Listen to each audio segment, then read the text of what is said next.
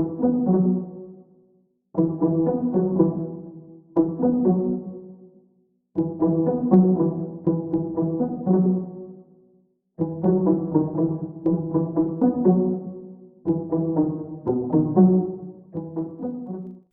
ny fifidianana izay natao tamin'iny androny omaly iny dia nahitana tsy fahatomombanana be dia be moa izany ary hita manerana ny nosy indrindraindrindra fa teo amin'ny resaka endrikendriky ny fisiany halabato izay isany nandaitra ny maro raha vantany vao nahita an'ireo olona marobe izay tratra minia nanao an'izay resaka fitondrana bulletin précoce sy ny karapanondro izay tsy fantam-piaviana izany ka isany naneho hevitra mahakasika an'izay moa i andriamatoa Rosy Rasimanana Paulbert na fantatsika amin'ny anarana hoe Rosy sady mpanakanto ny solombavambahoaka ny boriboritany fahefatra tao Antananarivo tao teo aloha ka nipitsopitso ny mahakasika an'izay no fakafakaina amintsika atao anatin'ity video ity ka manasa antsika rehetra anaraka an'ity video ity hatramin'ny farany azadino ny milaiky ny videontsika ary tsarovatra hatrany ny miabone amin'ny chaîne antsika mba ahafahanareo manaraka tsy tapaka ny video zay lefa isan'andro eto tsy ampendrela moa isika fa avy hatrany tonga de vavany ndao ary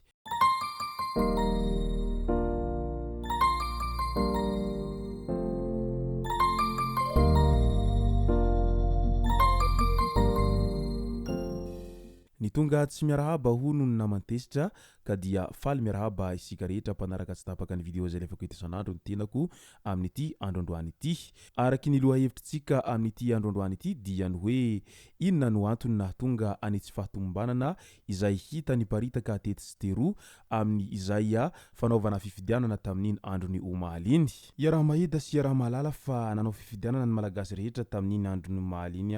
teo amin'izay fifidianana kominaly izay ary nandeha tsara moa izay fifidianana izay fa ny indro kely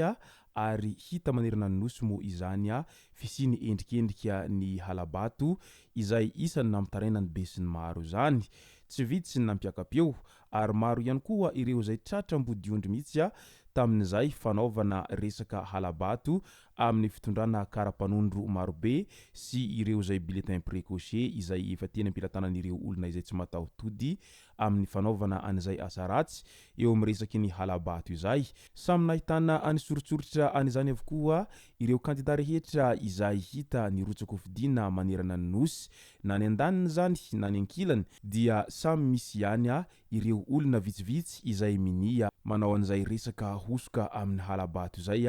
ary isany tena nahatezitra an'ireo kandida sasany sy ireo vahoaka maro izay naneho safidiny moa izay resaka fisiny endrikendrika ny halabato izay maro ireo tratra ary tena naika hiarana tezeram-bahoaka mihitsy teny anivony faritra maro manerana ny nosy moa nahitana an'izany trangana halabato izany fa ny tranga izay niseho tao Antananarivo renivohitra no tena hita ny paritaka eran-tapatsoratra Facebook ary tsy vitsy tamin'izy ireo no azo horonan-tsary mihitsy mialoha ny hitondrana azy ireo tany amin'ny mpitandro ny filaminana ary dia nihorakorahany vahoaka marobe moa ireo izay olona minia manao an'izay resaka halabato izay satria tezitra mafy ireo vahoaka izay midodododo maneho ny safidiny ary ny fanohanany any kandida izay noeritreretin'izy ireo ho fidiana tamin'ity fifidianana kominaly ity ka ny fanontaniana mipetraka manoloana an'ireo olona izay mini manao an'izay hosoka amin'ny fangalaram-bato izay dia ny hoe iza no mpaniraka ary nahoana tsy ilay mpaniraka no samborana avy hatrany fa ireo olona izay hirakiraka no voasambotra ary no entina natao famitorana izay ekena fa samby te ho lany avokoa ireo kandida matoa ny rotsaka fidiana amin'izao fifidianana kominaly izao fa kosa tokony tsy azo ekena izay fanitsakitsahan-dalàna sy fanambaniana ny safidim-bahoaka izay amin'ny mety hiendrikendrika ny hosoka sy ny halabato izay vantany vao nahita sy nandre an'ireo fahatratrarana olona marobe izay niparitaka eran-tapatsoratra Facebook moa i député Rasimanana Rosy Paulbert izay député ny boriboritany fahefatra teo aloha no sady mpanakanto ihany koa moa izany Rosy izany ary fantatsika tsara ny fisiny izany mpanakanto Rosy izany satria isany andrareziny malagasy eo amin'ny resaka zavakanto izany mpanakanto Rosy izany no sady isany andrarezina ihany koa eo amin'ny resaka ara-politika nilaza izy tao amin'ny pejiny tao fa efa nataonay daholy izao ataonareo zao nalaina iny video izay misy pirofo ary noentina tany mpitandron'ny filaminana ireo olona izay tratra ary napetraka iny fitoriana nandritra ny fifidianana sombam-bahoaka farany teo iny. Rehefa tafapetraka soamantsara ny fitoriana ary niandry ampitoniana izahay amin'izay mety ho valin'izay fitoriana izay napetraka izay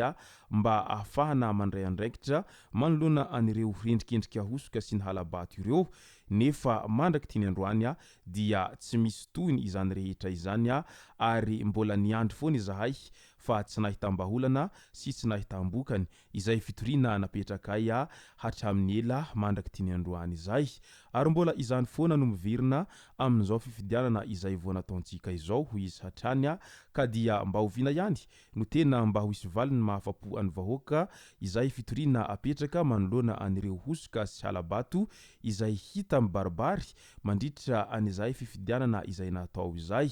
Zavatra tsy mbola hita tao anatin'ny 80 taona moa ny trangan-javatra resaka halabato tahaka an'izao ary efa tsy menatra mihitsy ireo olona izay tsy mataho-tody amin'izay famadibadiana ny safidim-bahoaka izay sy izay hosoka atao amin'ny fifidianana izay ho izy ireo hatrany satria olona karamaina moa izy ireny ho hiatrany mpanakanto rosy raha nilazany heviny ka olona mitady vola izy ireny araka izany ary vitan'izy ireo no mamadika ny safidim-bahoaka izay amin'izay vola kely izay tsy havita fiainana lava akory fa vola kely izay azo androany dia mety ho lany rahampitso izay. Ahoana moa no hampandroso ary ahoana no atao hiroso amin'izay fandrosoana izay nefa ny toe-tsaina dia mbola tsy misy fiovana mihitsy ary toe-tsaina tena mbola lavitry ny fandrosoana, ny toe-tsaina tia kely sy tia risiriso tahaka an'izany ho izy hatrany. Ka noho izany raha tiantsika ny handroso sy hialana amin'izao fandrana lalina izay iainany vahoaka malagasy izao